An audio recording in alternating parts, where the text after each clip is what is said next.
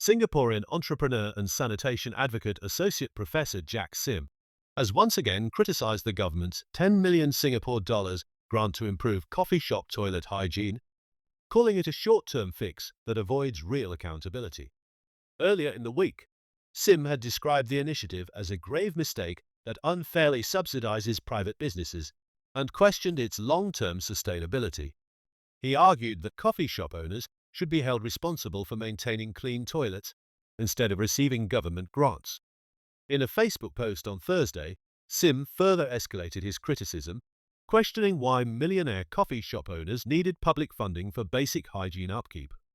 Crazy rich millionaires of the Foochow Coffee Shop Owners Association, who own 35 coffee shops, have no money to clean their toilets, he wrote, pointing out that the Ministry of Sustainability and Environment is covering 95% of their cleaning costs, despite existing laws requiring toilet owners to uphold cleanliness standards.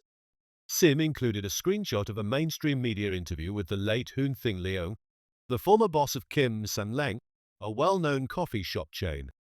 Hoon, who passed away on 29 April 2021 at the age of 72, built a coffee shop empire with over 30 outlets across Singapore. The chain is now managed by the third generation, Francis, Fiona, Andy, and Alfred Hoon.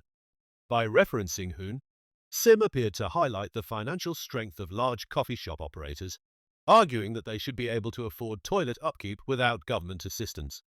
Sim highlighted that coffee shop operators who fail to provide basic amenities like soap or toilet paper, or who neglect hygiene, can be fined up to 500 Singapore dollars. More serious lapses carry fines between 1,000 Singapore dollars and 5,000 Singapore dollars, and accumulating 12 or more demerit points within a year can lead to a suspension of 1 to 3 days. But with 60% of coffee shops rated as dirty, the current enforcement level is lax, he said, arguing that the solution should focus on stricter penalties rather than grants. Sim outlined several measures to improve public toilet cleanliness. To improve enforcement and transparency, stricter measures should be implemented, including increasing surprise inspections by the National Environment Agency and Singapore Food Agency, rather than relying solely on complaints. Fines for repeat offenders should be raised to at least 2,000 Singapore dollars, with longer suspensions imposed for non-compliance. Additionally, a public toilet cleanliness grading system, similar to food hygiene ratings, should be introduced. To enhance real-time monitoring, smart technology such as IoT sensors should be installed to track cleanliness metrics, like odor, flush frequency, and soap availability, alerting management when cleaning is needed.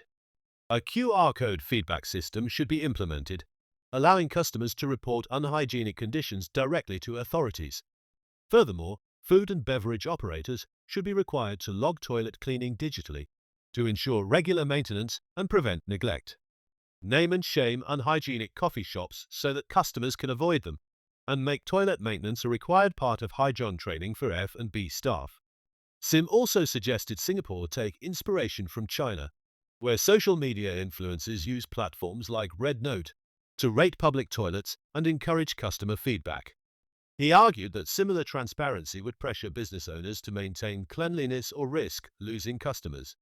In another Facebook post on Thursday, Sim criticized the government's lack of long-term solutions for dirty coffee shop toilets.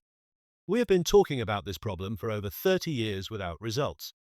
As long as our government is unwilling to punish coffee shop owners for keeping toilets dirty, we will have no solution for the next 30 years, he wrote.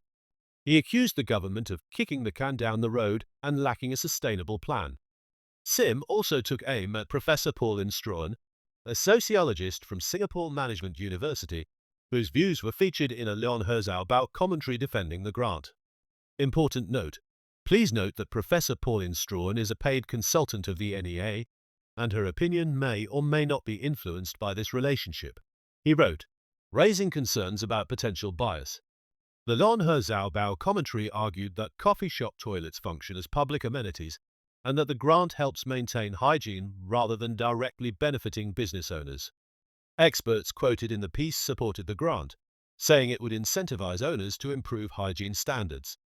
However, Sim had rejected this reasoning in his Facebook post, insisting that the issue is one of enforcement, not funding. If you didn't give money to shopping centers, "Why are you giving money to coffee shops?" he earlier asked.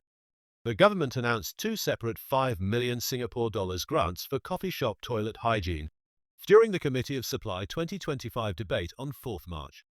The coffee shop toilet renovation grant funds facility upgrades, while the coffee shop toilet deep cleaning grant supports thorough cleaning efforts.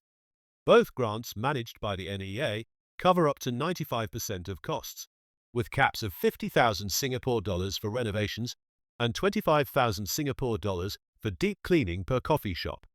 SE stated that it had endorsed 10 recommendations by the Public Toilets Task Force, co-chaired by Senior Parliamentary Secretary for Sustainability and the Environment Bae Yam Keng. The task force was convened in 2024 to study and propose solutions for improving public toilet cleanliness. Bae has defended the initiative, stating that coffee shop toilets are widely used by the public, particularly the elderly, and should be kept clean as they serve as natural gathering points for residents.